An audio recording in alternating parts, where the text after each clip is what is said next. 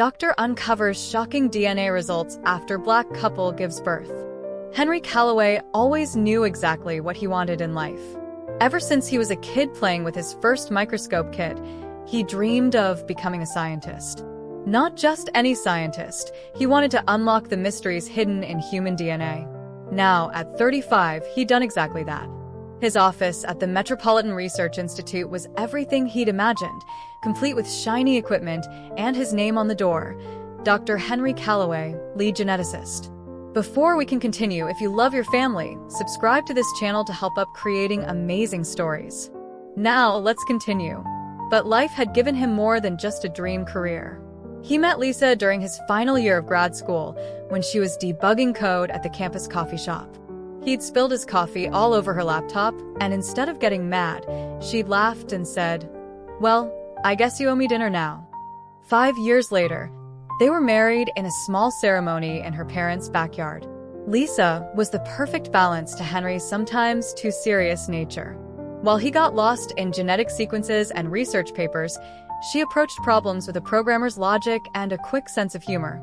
Her work as a software engineer meant she understood his long hours and dedication to research, and she had her own passion projects to keep her busy. They spent their first years of marriage building their careers and enjoying life in their cozy suburban home. Weekend mornings were for pancakes and coffee on their small patio, planning future adventures between bites of syrupy goodness. They talked about traveling, about buying a bigger house someday, and eventually about starting a family. The decision to have a baby wasn't made overnight. They discussed it for months, weighing pros and cons, making sure they were really ready. Lisa tracked her cycle with the same precision she used to debug complex code, and Henry read every scientific paper he could find about optimal conception conditions. When the pregnancy test showed positive, Henry nearly dropped it in excitement. Lisa cried happy tears, and they spent the whole evening sitting on their kitchen floor, eating ice cream straight from the container, talking about names and nursery colors. The pregnancy wasn't always easy. Lisa had morning sickness that lasted well into the afternoon, and Henry felt helpless watching her struggle. But they got through it together, with Henry making midnight runs for whatever food Lisa was craving, and Lisa reassuring him that yes, it was totally normal for the baby to kick that much. They turned their home office into a nursery, painting the walls a soft green that reminded them of spring. Henry insisted on assembling the crib himself, though it took him 3 attempts and a lot of muttered curses to get it right. Lisa sat in the rocking chair they'd bought at an antique store, her hands resting on her growing belly, watching him with amusement as he fought with the instruction manual. Friends and family showered them with gifts and advice. Lisa's mom taught them how to swaddle using a stuffed bear as practice, while Henry's sister sent them a box full of her kids' hand-me-downs with a note saying, "Trust me, you'll need these more than new clothes." They took parenting classes together, where Henry made everyone laugh by treating diaper changing like a scientific experiment, complete with hypothesis and methodology. The pregnancy seemed to fly by, and before they knew it, they were packing a hospital bag. Lisa organized it with military precision, while Henry kept adding just one more thing until the bag could barely zip closed. They did practice runs to the hospital, timing different routes to find the fastest one, just in case. When Lisa went into labor, all their careful planning went out the window. It happened in the middle of a Wednesday afternoon. Henry was in the lab when he got the call, and he knocked over 2 beakers in his rush to get out the door. He drove to Lisa's office, then to the hospital, breaking at least 3 traffic laws along the way. The delivery wasn't quick or easy. Lisa labored for 23 hours, squeezing Henry's hand so hard he lost feeling in his fingers. He didn't complain once, just fed her iced chips and reminded her to breathe. When Max finally arrived, crying loud enough to wake the whole ward, both Henry and Lisa were exhausted but overjoyed. The first time Henry held Max, something nagged at the back of his mind. The baby's skin tone was darker than he'd expected, but he pushed the thought away. Lisa's family was mixed race, and he knew enough about genetics to understand how traits could appear differently in children than in their parents. Besides, he was too busy being amazed by Max's tiny fingers and the way his little chest rose and fell with each breath. Those first few weeks at home were a blur of diaper changes, midnight feedings, and learning to function on minimal sleep. They took turns walking Max around the living room at 3 a.m., singing off-key lullabies and swaying until their arms ached. Lisa figured out that Max would only fall asleep to the sound of the dishwasher running, so they started timing their dishes with his nap schedule. Henry went back to work after 2 weeks, but he called home constantly to check on Lisa and Max. His colleagues teased him about the dark circles under his eyes and the baby photos that suddenly covered his desk. He didn't care. He was too happy to be embarrassed about being that kind of dad. Lisa took a longer maternity leave, working remotely when she could. She set up her laptop next to Max's playmat, typing code with one hand while rattling a toy with the other. Some days were harder than others, but they figured it out together. Henry started cooking more, though his efforts weren't always successful. They ate a lot of takeout those first few months, but neither of them minded. Max grew quickly, hitting all his milestones right on schedule. He rolled over early, smiled often, and had Henry's curious eyes, always watching, always taking in the world around him. Or at least, that's what they told themselves. When friends commented on how Max didn't look much like either of them, they brushed it off with easy explanations about genetic variation and dominant traits. Life settled into a new normal. Their weekend pancake breakfasts now included a high chair and tiny bites of food for Max. Their conversations about the future shifted from travel plans to preschool research and college savings accounts. They were tired most of the time, but it was a happy kind of tired. Everything seemed perfect, or as perfect as life with a baby could be. They had their routines, their little family jokes, their favorite ways to make Max laugh. Henry loved coming home to find Lisa and Max asleep on the couch, programming books scattered around them. Lisa loved watching Henry read scientific journals to Max, as if the baby understood every word. Then came the regular 6-month checkup. Their pediatrician, Dr. Martinez, was a friendly woman who'd been recommended by friends. She always took her time during appointments, answering all their first-time parent questions with patience. This visit started like any other, with Max being weighed and measured, hitting all the normal growth curves. Dr. Martinez noticed it during the routine physical, a small irregularity in Max's eye movement pattern. She mentioned it casually, the way doctors do when they don't want to alarm parents. "It's probably nothing," she said, adjusting her stethoscope, "but given the pattern, I'd like to run a few standard genetic tests, just to be thorough." Henry felt his stomach tighten. As a geneticist, he knew what she was looking for, potential markers for various developmental conditions. He'd run similar tests countless times in his lab, always maintaining professional distance from the results. Now, sitting in the bright exam room with Lisa bouncing Max on her knee, that distance vanished. "Of course," he said, trying to sound casual. "Better to check, right?" He squeezed Lisa's shoulder, noticing how she'd tensed up at the word tests. "It's really standard procedure," he assured her. "I see these tests ordered all the time." They drew Max's blood right there in the office. He cried, of course, any 6-month-old would, but calmed down quickly when Lisa gave him his favorite stuffed elephant. Henry found himself studying Max's face as they waited for the Band-Aid to be applied, looking for familiar features like he'd done hundreds of times before.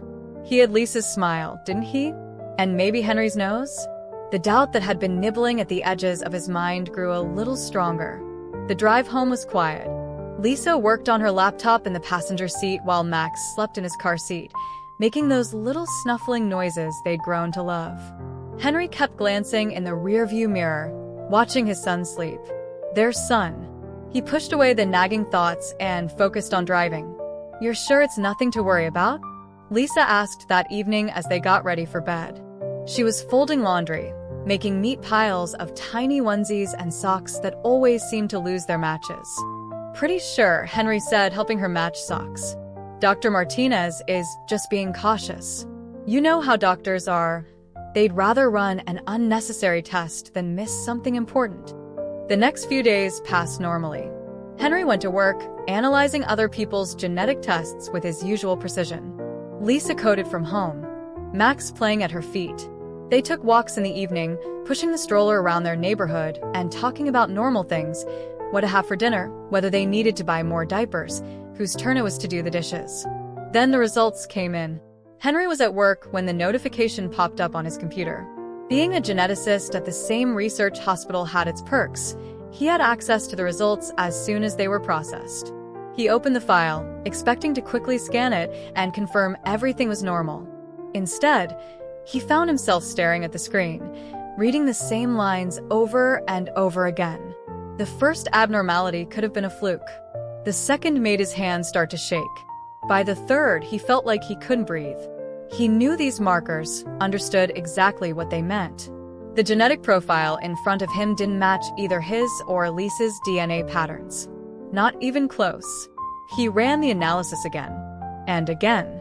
Each time, the results came back the same.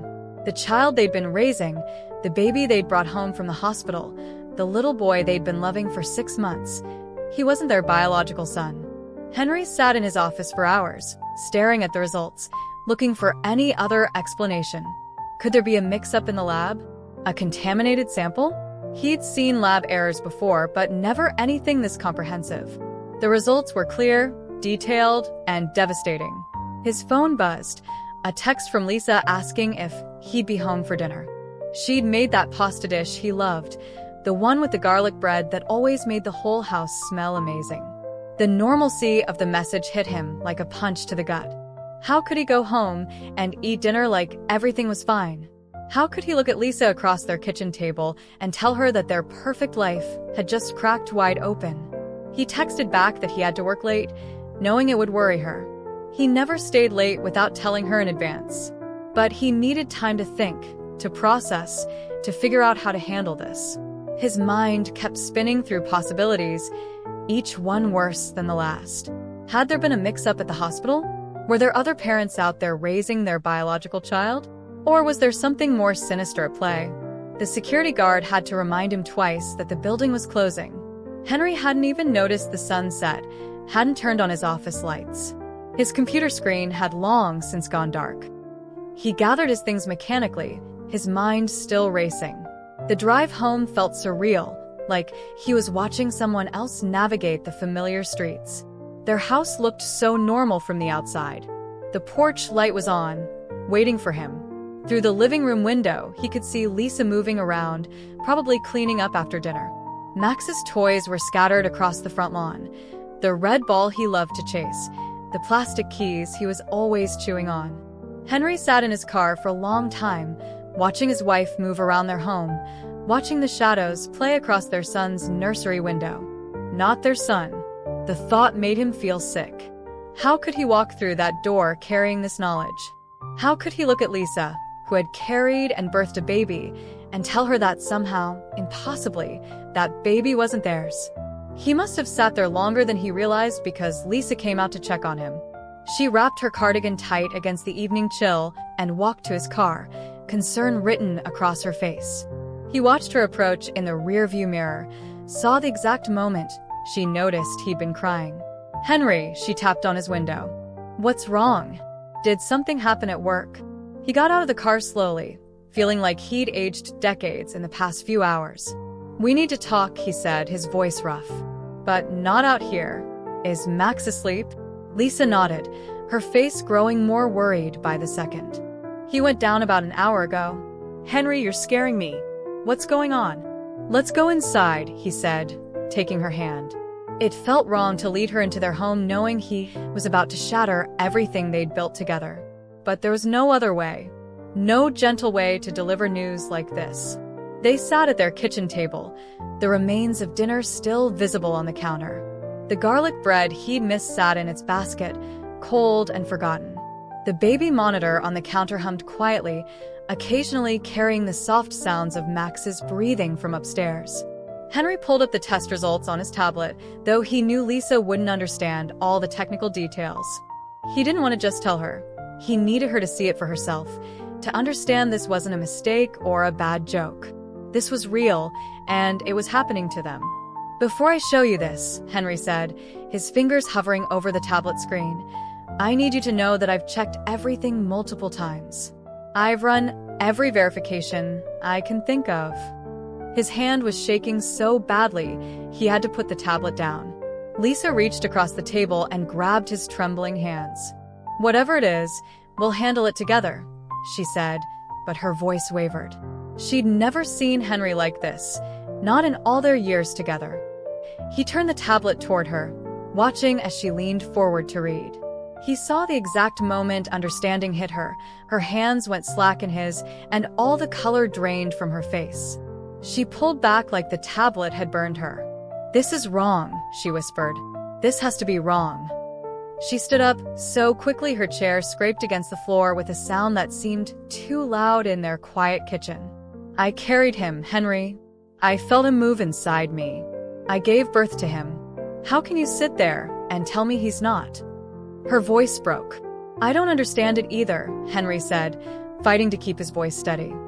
"But the genetic markers don't lie, Lisa. I've run the analysis so many times I've lost count. There's no match. Not to either of us." Lisa paced the kitchen, her sock-covered feet making soft sounds against the tile. Maybe the sample was contaminated, or they mixed up the results with another baby's. There has to be an explanation. I thought of that too, but these results... He paused, choosing his words carefully. They're comprehensive. It's not just one marker or two. It's his entire genetic profile. And it shows clear inheritance patterns, just not from us. The baby monitor crackled with the sound of Max stirring in his sleep. Lisa stopped pacing and stared at it, her hand pressed against her mouth. "I remember everything," she said softly. "Every moment of my pregnancy. Every kick, every hiccup. The way he would move when you talked to him through my belly. 23 hours of labor. How can he not be ours?" Henry stood up and wrapped his arms around her. She was shaking. "I don't know," he admitted, "but we're going to figure it out. I promise you that." They stood there in their kitchen, holding each other, while the magnitude of what they'd discovered settled over them. The house felt different somehow, like all their happy memories had been tainted by this new knowledge. The photos on their fridge, Lisa pregnant, Max's first smile, their little family at the park, seemed to mock them. "What do we do now?" Lisa asked, her voice muffled against Henry's shoulder. "Do we tell someone? The hospital? The police?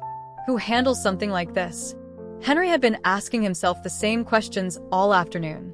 "We start with the hospital," he said. "They must have records, procedures for this kind of situation." Even as he said it, he knew how ridiculous it sounded. What procedures could possibly exist for finding out your baby isn't your baby? "I want another test," Lisa said suddenly, pulling away from him. Her face had shifted from shock to determination. A different lab, different samples. Everything from scratch. "Of course," Henry agreed quickly. "We can go to any lab you want. First thing tomorrow." Lisa nodded, then walked to the sink and started aggressively washing dishes. Henry recognized it as her way of trying to maintain control when everything felt chaotic. The sound of running water and clinking plates filled the kitchen. "Should we check on him?" Lisa asked after a while, putting down the sponge and drying her hands. She didn't need to specify who she meant. They climbed the stairs together, each step feeling heavier than the last. Max's nursery door was slightly ajar, the soft glow of his night light spilling into the hallway. They stood in the doorway, watching him sleep. He was on his back, one arm thrown above his head, his favorite elephant clutched in his other hand. He looked exactly the same as he had that morning, but everything else had changed. "He's still our son," Lisa whispered fiercely. "Whatever these tests say, whatever happened, he's our baby." Henry nodded, unable to speak past the lump in his throat. Looking at Max now, he couldn't understand how he'd ever doubted. Every tiny snore, every flutter of his eyelids as he dreamed, every tiny finger wrapped around that stuffed elephant, it was all so familiar, so precious. They went back downstairs, neither wanting to risk waking him. Lisa made tea, going through the motions like an automaton: kettle, mugs, tea bags, honey. Her hands were steady now, but Henry could see the tension in her shoulders. "We need to think this through logically," she said, sitting back at the table. Her programmer's mind was kicking in, trying to break down an impossible problem into manageable pieces. If Max isn't our biological child, then where is our baby? And whose child have we been raising? The questions hung in the air between them, heavy with implications. Henry took a sip of his tea, barely tasting it. There must have been some kind of switch at the hospital, he said. Accidental, or... He couldn't finish the sentence. Or intentional. Lisa finished for him. Her voice was hard. We need to know everything that happened that day. Every person who handled Max, every place he was taken. They spent the next few hours reconstructing the day of Max's birth, writing down every detail they could remember. The nurse who checked them in, the anesthesiologist who administered Lisa's epidural, the rotation of staff during her long labor. They made notes about the nursery, about the security bands they'd been given, about every time Max had been taken for tests or cleaning. Look at us, Lisa said around 3 in the morning, gesturing at their notes spread across the kitchen table. Planning how to investigate our own son's birth like it's some kind of crime scene. We'll figure this out, Henry said again, but the words felt hollow. How could they figure out something that shouldn't have been possible in the first place? The sky was starting to lighten outside their kitchen window when Max's cries came through the monitor. Lisa started to get up, but Henry touched her arm. I'll go, he said softly. Try to get some rest. He climbed the stairs to the nursery, each step feeling like it carried the weight of their new reality. Max was standing in his crib, hands gripping the rails, his face lighting up when he saw Henry. In that moment, nothing else mattered, not genetics, not test results, not the uncertainty that lay ahead. This was his son, reaching for him with complete trust and love. Henry lifted Max out of the crib, holding him close, breathing in the baby shampoo smell of his hair. We've got you, he whispered, as much to himself as to Max. No matter what happens, we've got you. The hospital administrator sat across from Henry and Lisa in a conference room that felt too big and too cold. Dr. Sarah Chun, the head of maternal services, kept adjusting her glasses as she reviewed their file. The hospital's legal counsel, a man named James Morton, hadn't stopped typing on his laptop since they'd started talking. We understand your concerns, Dr. Chun said carefully, and we're taking this situation very seriously. We'll need to review all records from that day, interview staff members who were present, and examine our security protocols. How long will that take? Lisa asked. She hadn't slept more than a few hours in the past 3 days, and her patience was wearing thin. Because right now, somewhere out there, there might be another family raising our biological child. Morton stopped typing long enough to clear his throat. We need to be thorough in our investigation. These things can't be rushed. These things. Henry's voice was sharp. How often does this happen? Are you saying this isn't the first time? The lawyers exchanged glances that made Henry's stomach turn. We can't discuss other cases, Morton said smoothly. Patient confidentiality. They left the hospital with nothing but vague promises and a business card with Morton's contact information. In the parking lot, Lisa kicked the tire of their car so hard it set off the alarm. Henry fumbled with his keys while other patients turned to stare. They're going to bury this, Lisa said on the drive home. They're more worried about lawsuits than helping us. Henry gripped the steering wheel tighter. Then we'll find another way. We can hire someone, a private investigator or something. Lisa was already on her phone, searching. There's a guy in the city who specializes in family cases. David Tucker. He's got good reviews, used to be a cop. They met Tucker the next day in his small office above a pizza place. He was younger than they expected, with messy brown hair and a coffee stain on his shirt. But his eyes were sharp as he listened to their story, taking detailed notes. Hospital cases are tricky, he said, tapping his pen against his notepad. Lots of red tape, lots of people covering their tracks. But there are always trails if you know where to look. He quoted them his rate, steep but not impossible, and they hired him on the spot. Tucker promised to start digging immediately, looking into hospital records, staff schedules, and any similar cases that might have happened around the same time. At home, they tried to maintain normalcy for Max's sake. They still did morning walks, still sang silly songs during bath time, still celebrated when he learned to clap his hands. But everything felt different now. They found themselves studying his features obsessively, looking for clues they might have missed. The weeks dragged on. Tucker sent regular updates, but each one felt like a dead end. He traced the hospital staff working that day, but many had moved on to other jobs. The security footage from that period had been routinely deleted after 6 months. The birth records showed nothing unusual. Lisa threw herself into her own investigation, using her programming skills to build databases of similar cases, tracking patterns and connections. She worked late into the night, the glow of her laptop illuminating their bedroom while Henry pretended to sleep. "Look at this," she said one night, shaking him awake. There were 3 other boys born at the hospital that day, all within a few hours of Max. Henry sat up, rubbing his eyes. "Can you find the families?" "Working on it," she typed furiously. Hospital records are locked down tight, but birth announcements are public record. Social media might help too. They started keeping a timeline on the wall of their home office, covered with sticky notes and index cards. Yellow for confirmed facts, blue for theories, pink for questions still unanswered. The wall grew more complex every day, looking like something from a detective show. Tucker wasn't happy when he saw it. "You need to be careful," he warned them.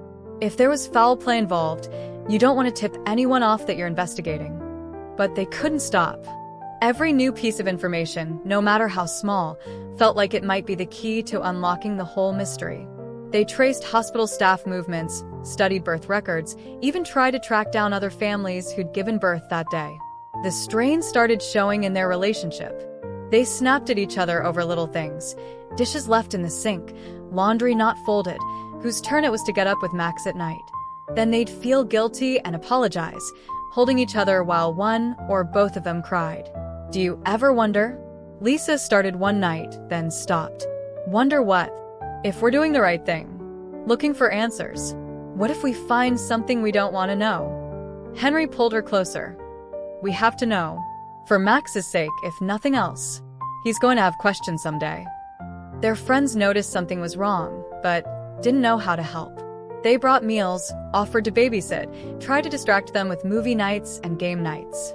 Henry and Lisa appreciated the gestures, but found it hard to focus on anything else. Then Tucker called with news. He'd found something, a lead he wanted to discuss in person. They arranged to meet at his office the next day, both of them too anxious to sleep that night. Tucker's office smelled like coffee and old pizza. He had new papers spread across his desk, and dark circles under his eyes that suggested he'd been up all night. "I found a pattern," he said, shuffling through the papers. "Not just at your hospital, but at others in the network. Small irregularities in record keeping, gaps in documentation.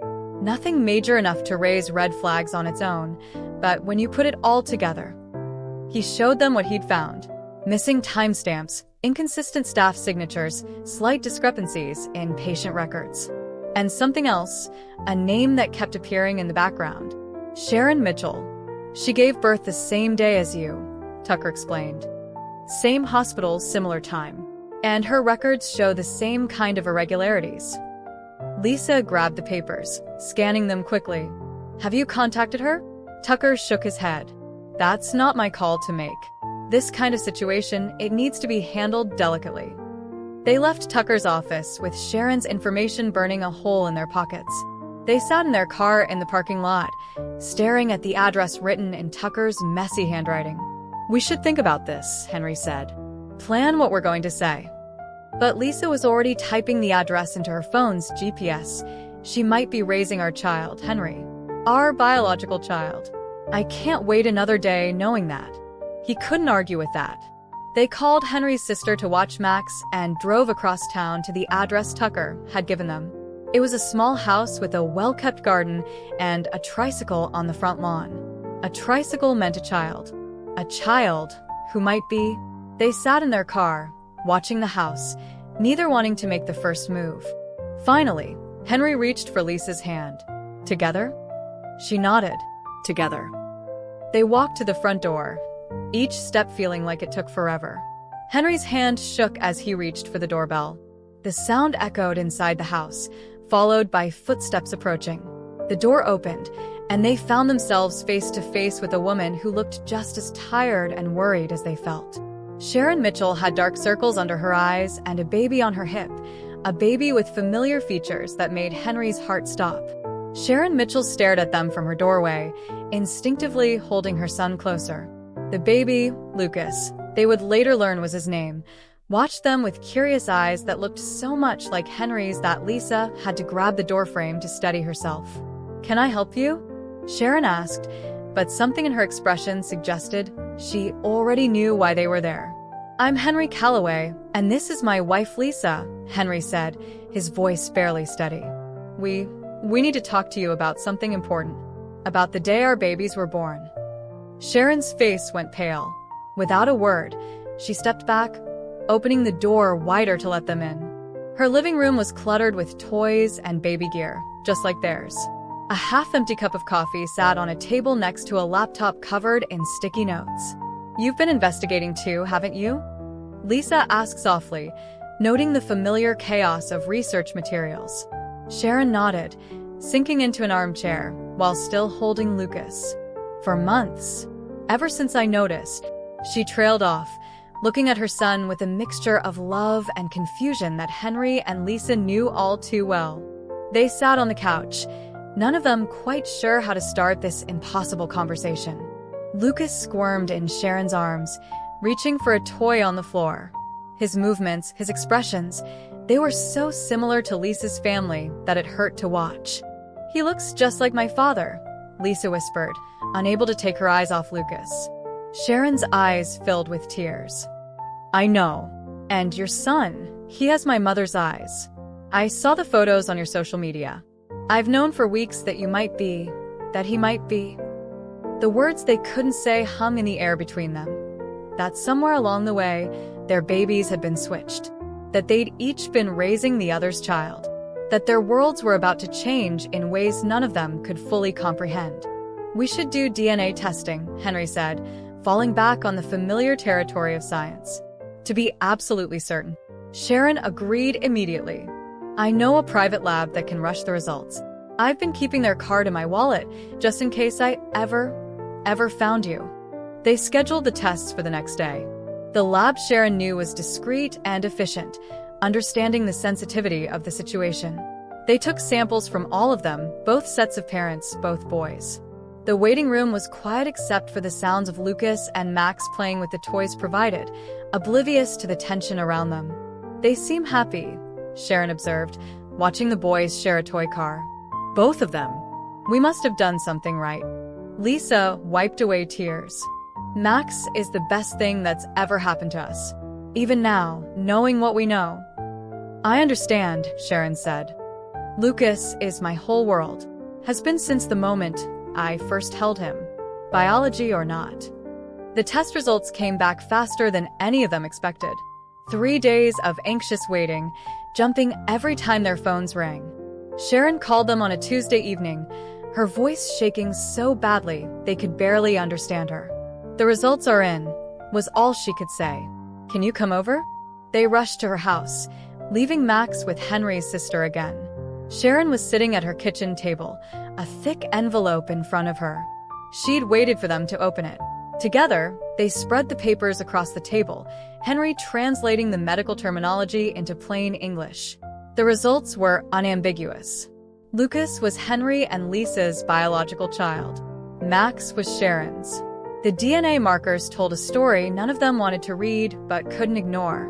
"What do we do now?" Sharon asked, her voice small in the quiet kitchen. None of them had an answer.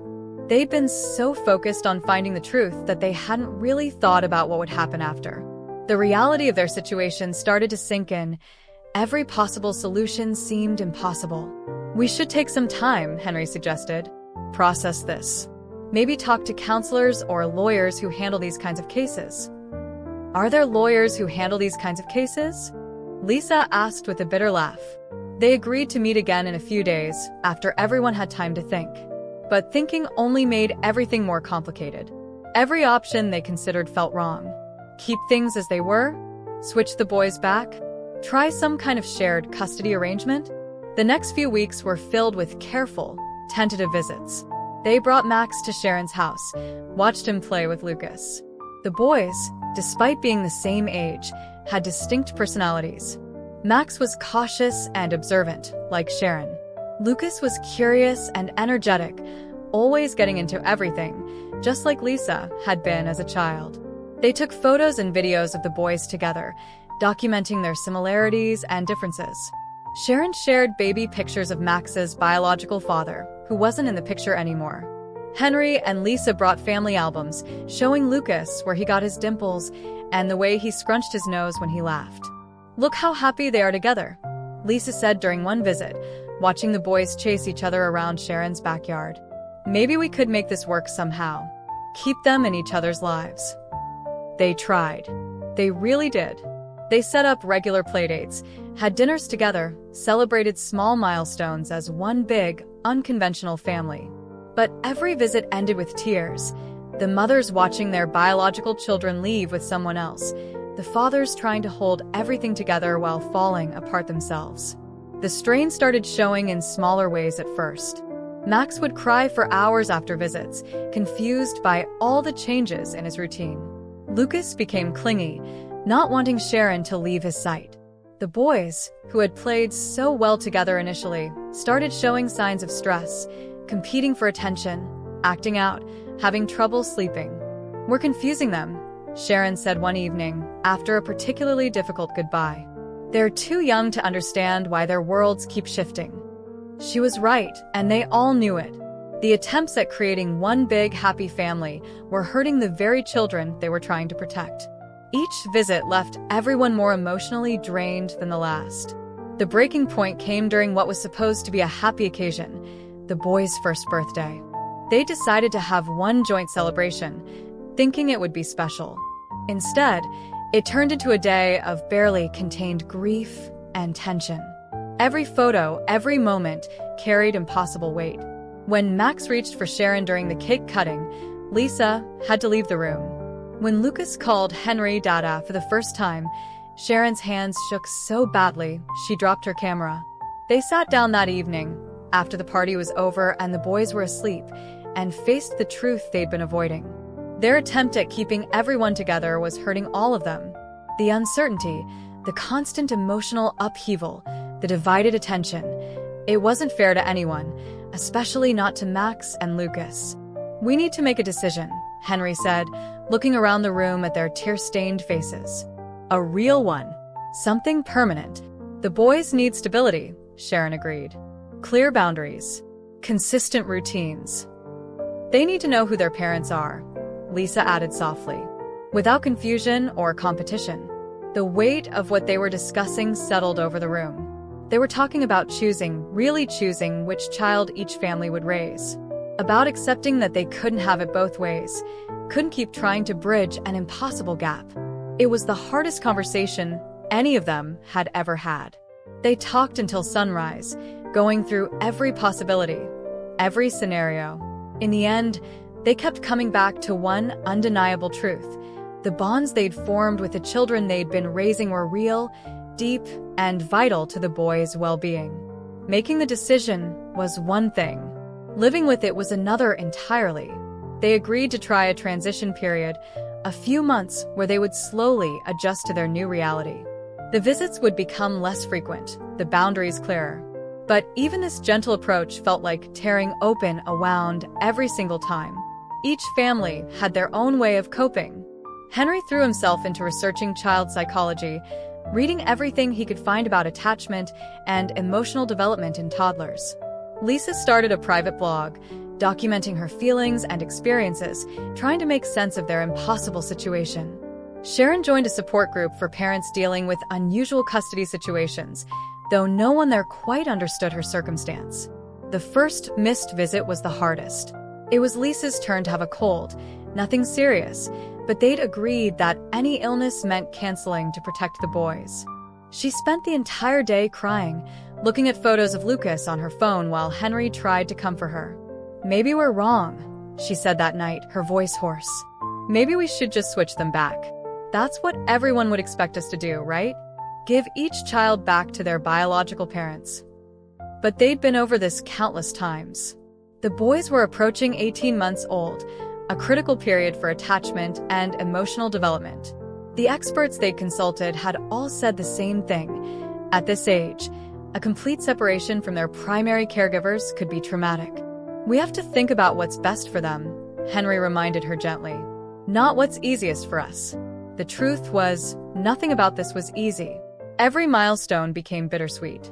When Max took his first steps in Sharon's presence, she had to excuse herself to cry in the bathroom. When Lucas said his first complete sentence during a visit with Henry and Lisa, the pride and pain on their faces was almost unbearable to watch.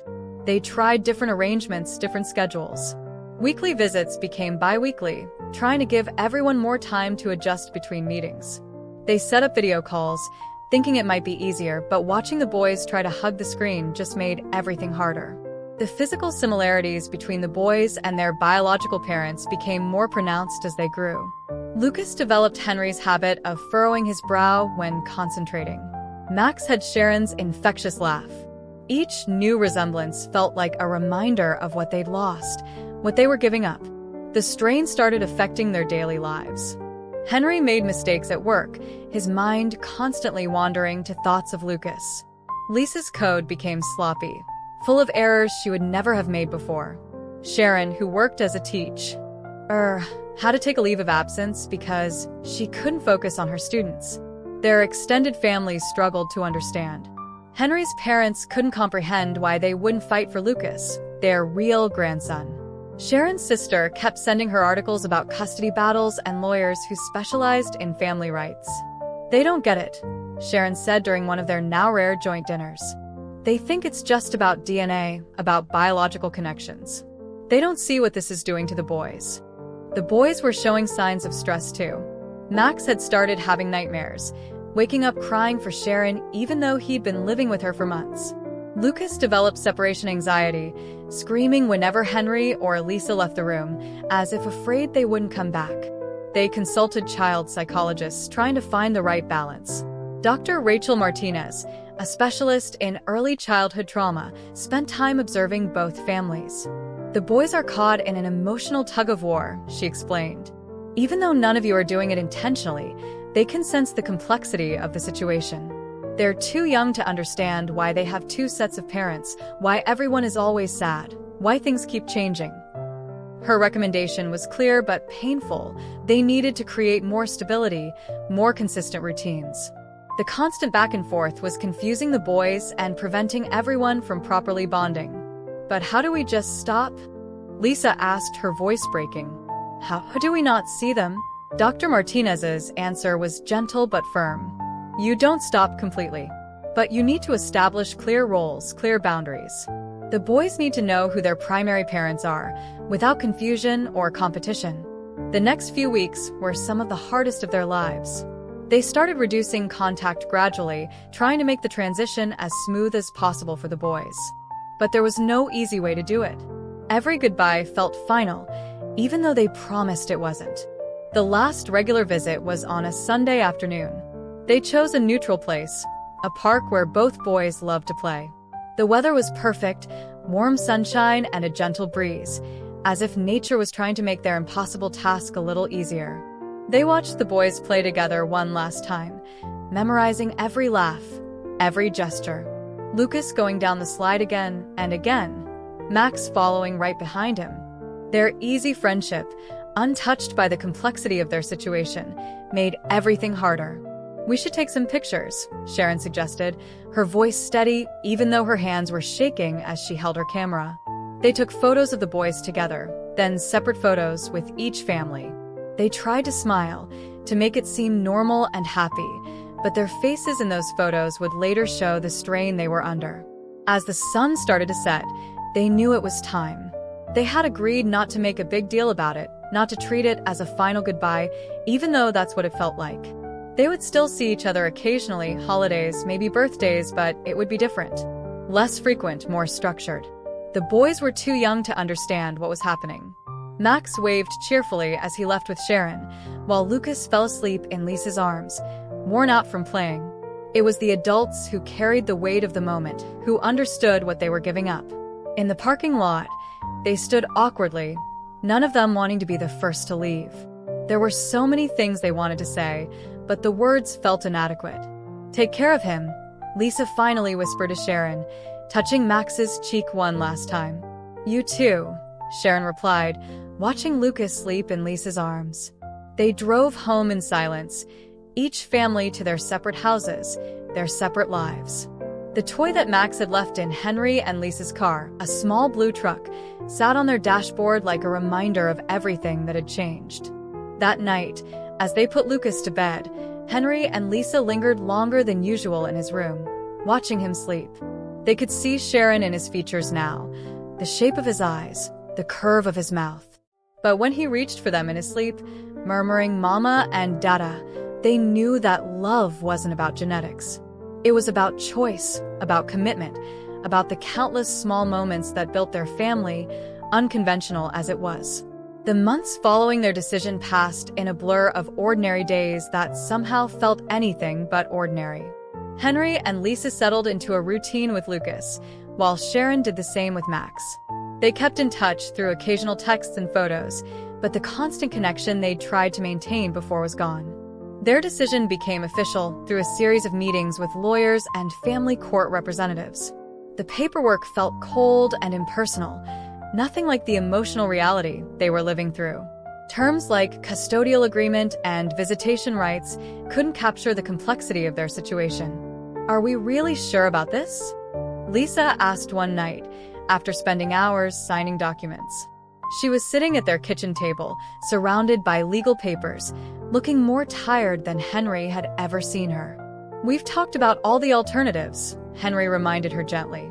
"Switching them back would be traumatic. Shared custody would keep them in limbo. This gives them stability." "I know," Lisa said. "I know it's the right thing. I keep thinking about Max growing up calling Sharon Mom.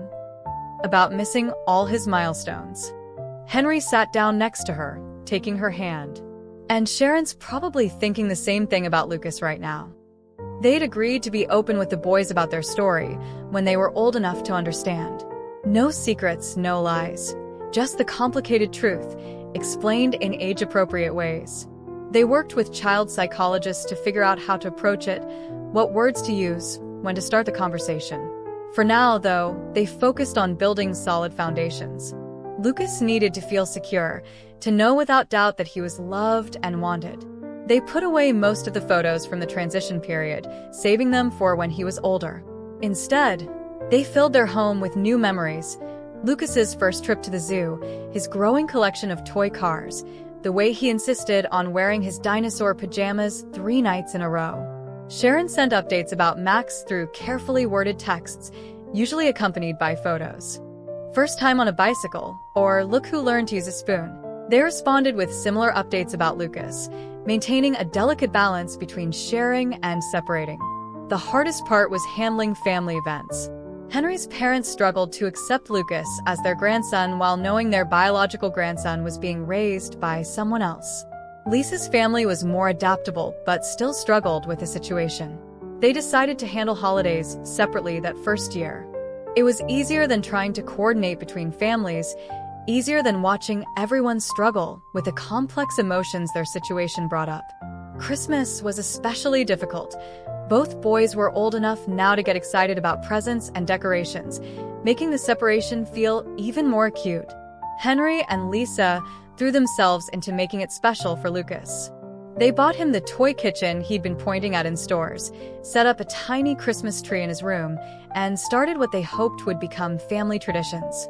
The sight of Lucas in Christmas pajamas, excitedly shaking wrapped presents, almost made them forget the lingering sadness.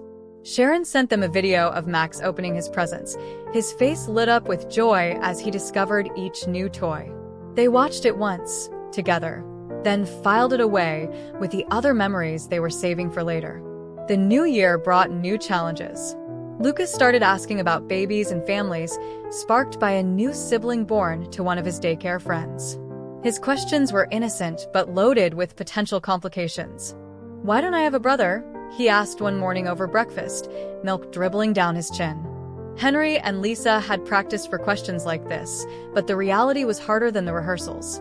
They kept their answers simple and age-appropriate, focusing on how families come in different shapes and sizes.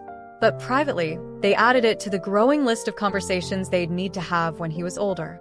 Their counselor, Dr. Martinez, helped them plan for the future. There will be stages, she explained. Times when the boys ask more questions, times when they struggle with their identity. The key is to be consistent, honest, and supportive through each phase. They worked on building a timeline, when to start introducing more details about their story, how to handle school projects about family trees, what to do when the boys inevitably wanted to know more about their biological parents. The most important thing, Dr. Martinez reminded them, is that they know they're loved. That this wasn't about rejection or choice, but about giving them the most stable, loving environment possible. As the boys approached their second birthday, both families agreed to try a carefully planned visit. They met at a neutral location, a children's museum where the boys could play without pressure for interaction. It was strange seeing them together again, noting how they'd grown and changed in the months apart. Max was more outgoing now, confidently exploring every exhibit. Lucas was more cautious but curious, watching Max's adventures before trying things himself.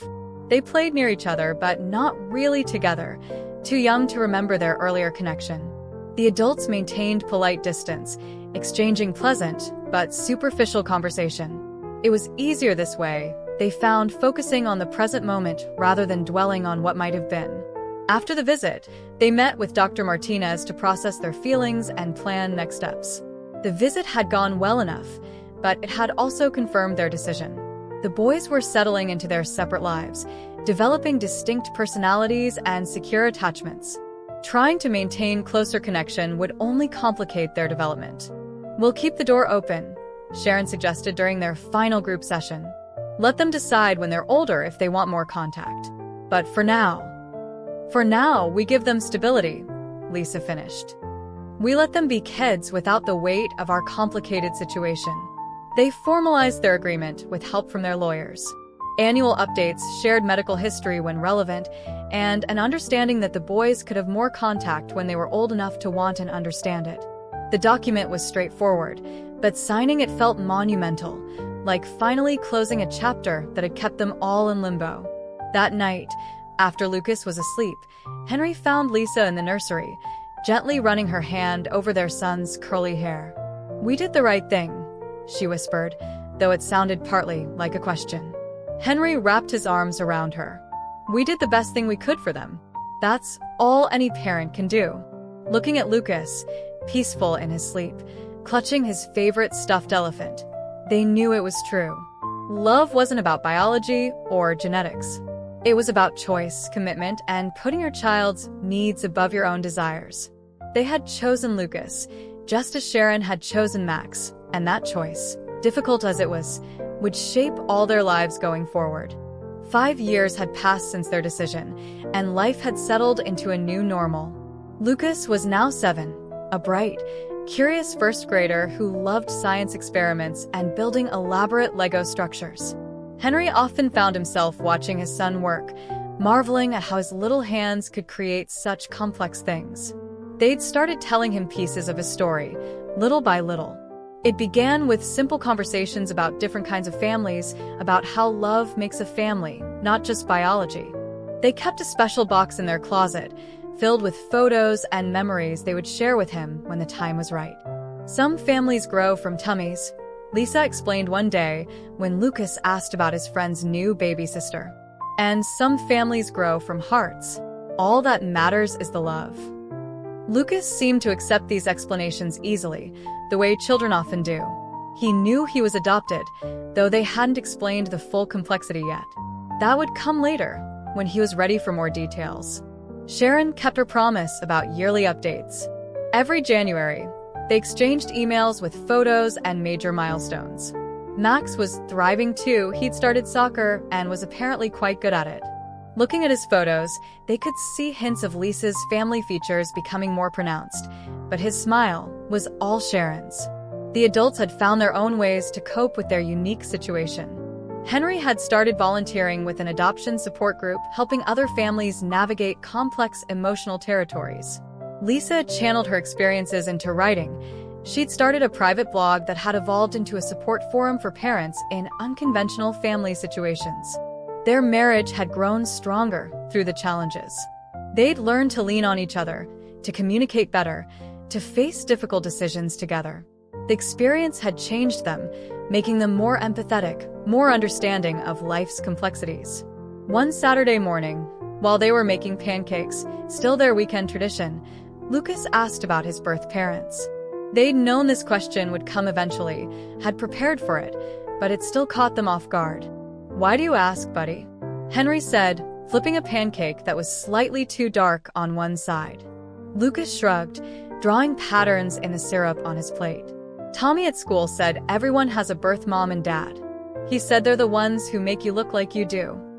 Lisa sat down next to him, choosing her words carefully. "That's true.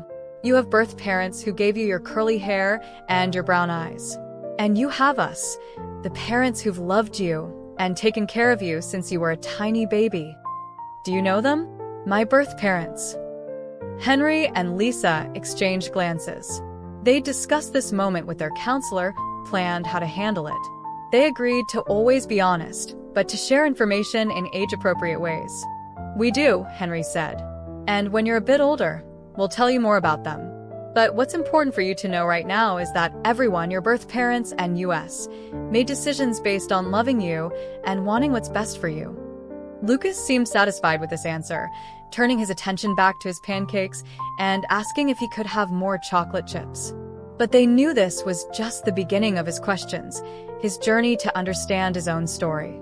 That evening, after Lucas was in bed, they opened the box of memories they'd been keeping. Photos of both boys together as babies, the early visits, the day at the museum. They added Lucas's question about his birth parents to their timeline, another milestone in their unconventional family story. Life continued to move forward. Seasons changed, Lucas grew taller, and their family evolved. They maintained their promise to be open and honest, answering his questions as they came, always with an eye toward his emotional readiness. Sharon had remarried, and Max had a little half-sister now. They shared this news with Lucas carefully, watching for his reaction. He seemed more interested in the fact that Max played soccer than in their biological connection. The hospital had eventually conducted a full investigation into what happened that day, though it took years of pressure from both families. The results were inconclusive, a series of small errors and oversights that had led to the switch. No one person was to blame, which was both frustrating and oddly comforting. Some days, the weight of their situation felt lighter than others. They found joy in everyday moments. Lucas's first lost tooth, his excitement over learning to ride a bike, the way he still wanted bedtime stories even though he could read on his own now. Other days were harder. Birthday parties could be tricky, family reunions complex. But they'd learned to navigate these challenges with grace and understanding, always putting Lucas's well-being first. They knew there would be more questions as Lucas grew older, more complex emotions to process. Teenage years would bring their own challenges, possibly including a desire to know more about his biological family. They were preparing for these future conversations, gathering resources, maintaining connections that might be important to him later. But for now, they focused on the present, on loving their son, supporting his growth, and building a family foundation strong enough to weather whatever challenges lay ahead. Their story wasn't traditional, but it was theirs, shaped by love, choice, and the kind of courage that comes from putting a child's needs first. One evening, as they watched Lucas playing in the backyard, Henry wrapped his arm around Lisa's shoulders. "We did good," he said softly.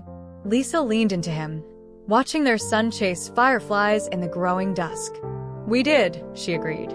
"Not perfect, maybe, but good." And in the end, that was what mattered most. Not the circumstances that had brought them together, not the difficult decisions they'd had to make, but the love they shared and the family they'd built.